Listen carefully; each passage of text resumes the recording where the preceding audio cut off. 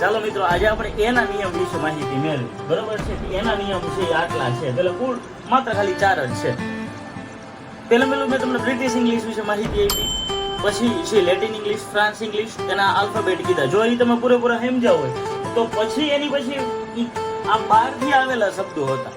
એટલે અંગ્રેજોએ છે એ 4 નિયમોની અંદર એના આધીન કર્યા અથવા તો અમુક નિયમો કર્યા, જેની અંદર છે આપણે પેલા વાર્તા છે એ જોઈ લઈએ અથવા તો છે એ આ બાબતને ખાસ જોઈ લઈએ.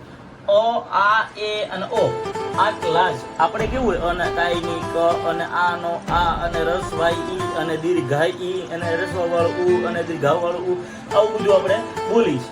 પણ ઈ લોકોને માત્ર અ ની અંદર 4 જ વસ્તુ આવે છે, જેમાં છે અ, આ, એ અને ઓ. આમાં કેટલા શબ્દો આવે તો ર, ન, લ આટલા શબ્દો એની પાછળ આવતા હોય અની પાછળ. બરોબર?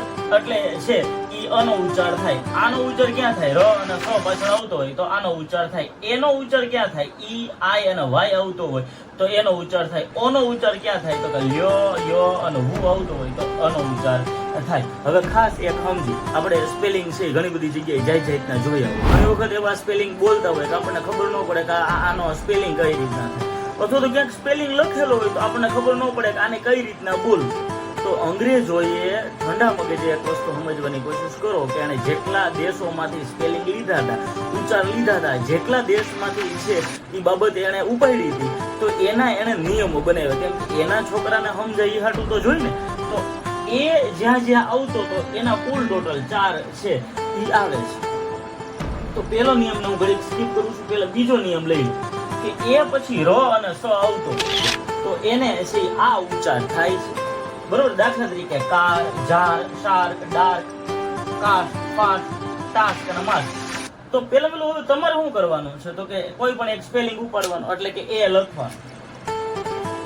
આગળની સાઈડ તમે 2 મૂકો એટલે કે બી મૂકો, પાછળ આ મૂકો તો શું થયું? તો 12 થયું.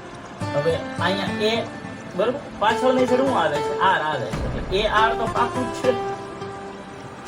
અહીંયા સી મૂક્યું તો કાર થઈ ગયું, પછી ડી મૂક્યું તો કે ડાર થઈ ગયું, ડાર કો આવે, ડાર્ક એટલે કે અંધાર. બરોબર? જો અહીંયા સ્પેલિંગમાં મૂકેલું છે. પછી તો આવી રીતના તમે છે સ્પેલિંગ બનાવતા ખાસ તો થઈ જાવ.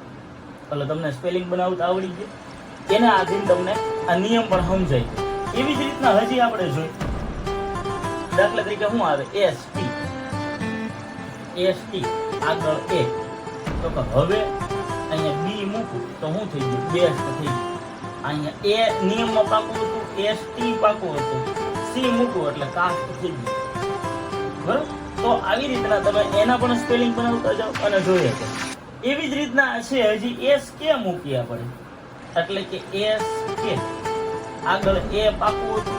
બરોબર? આખી વાત સમજવાની કોશિશ કરો. હવે દાખલા તરીકે આપણે ટાસ્ક હોય તો એવી રીતના તમે એક આલ્ફાબેટના તમામ સ્પેલિંગ મૂકી જાઓ અને એના ઉચ્ચાર, એટલે તમને શબ્દ ભંડોળ વધે, તમને વાંચતા આવડે કે આને આવી રીતના વચાય. તો આનું તમને લેસન મને કહી દીધું, નાનો નિયમ એ સમજાવી દીધો. બરોબર?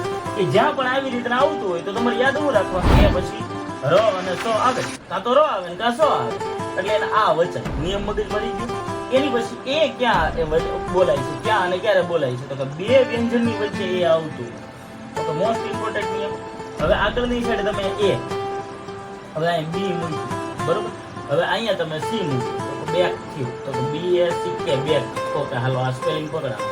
પછી હજી જો આમાં અહીંયા આપેલો છે fan, FAN, BAT, red, chat, cat. બરોબર? તો આવી રીતના તમે છે એ મૂકો. આગળની સાઈડ છે કોઈ પણ આલ્ફાબેટનો સ્પેલિંગ મૂકો. બેડ થયું તો કે હા બેક નો થયું પણ બેડ થઈ ગયું. બરોબર? બેકી સ્પેલિંગ આવે છે. પછી BAF બેફ. બરોબર? તો આવી રીતના તમે સ્પેલિંગ મૂકી જાઓ અને જે સ્પેલિંગ બનાવી જાઓ અને એના અર્થ જોઈએ જાઓ એટલે તમને એની વસ્તુ ખબર પડે. છેલ્લે ઈ આવતો, જો મોસ્ટ ઇમ્પોર્ટન્ટ, ફ્રાન્સમાંથી જેટલા સ્પેલિંગ ઉપાડ્યા છે એની મોસ્ટલી છેલ્લે ઈ આવે છે. મેજિક ઈ જેવી વસ્તુ નથી, દેશમાંથી લાવેલા સ્પેલિંગ છે તો છેલ્લે ઈ આવે છે અને એના મૂળ શબ્દમાં એટલે કે એ માં જ બોલાય છે. આ સર્વસામાન્ય નિયમ છે. એ પછી આઈ હોય તો એનો એ ઉચ્ચાર થાય છે. હવે AIL, બરોબર? તો અહીંયા તમે બી મૂકો, બેલ છું. પેલા તો આને શું થાય તો કે એલ ઈ એટલે કે છે માંદું ભળવું થાય. હવે બી મૂકો. એવી રીતના સી મૂકો, અહીંયા બી ની જગ્યાએ અહીંયા ડી મૂકો, ડે, એના અર્થ તમે જુદા જુદા જોયા છે. તો એવી જ રીતના છે AIR, એર એટલે હવા. તો એવી જ રીતના આગળની સાઈડ શું આવે, ચ મૂકો, ચેર, ચેર થાય ખુરશી, બરોબર. તો એવી રીતના તમે સ્પેલિંગ બનાવી જાઓ એટલે એના અર્થ પણ તમને ખબર પડવા માંડે, નિયમ પણ આવડી જાય. એ પછી વાય આવતું, તો અહીં કે, જો આ શું છે ડે, તો કે એવું કઈ નથી, ડે તો કે હા ડે છે, સે છે, વે છે. તો એવી રીતના જેટલા સ્પેલિંગ થતા હોય એટલા તમે જોયા જાઓ. છેલ્લે એટલે કે ચોથો નિયમ છે, એમાં કેવી રીતના છે તો એ પછી ડબલ એલ આવતું હોય, એ પછી ડબલ એલ આવતું હોય, ઓલ ન્યા સ્પેલિંગ બની ગયું. હવે અહીંયા બી મૂકો એટલે બોલ, એમાં જ છે ડ મૂકો ડોલ, બરોબર. સી મૂકો એટલે કોલ.